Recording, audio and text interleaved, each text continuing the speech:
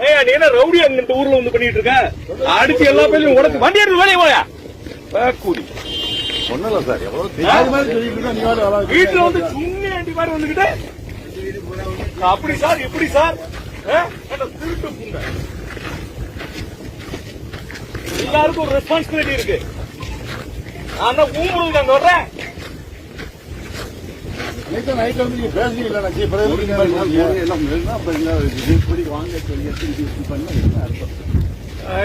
ஊரை சுத்தி அடத்தி இறந்து குடிங்க இருக்கு எல்லாத்தையும்.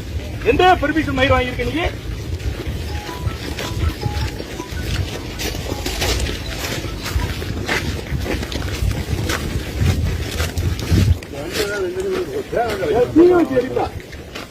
யார் வண்டிப்பா? சொந்த வண்டி யார் வண்டியா இருக்காப்பா?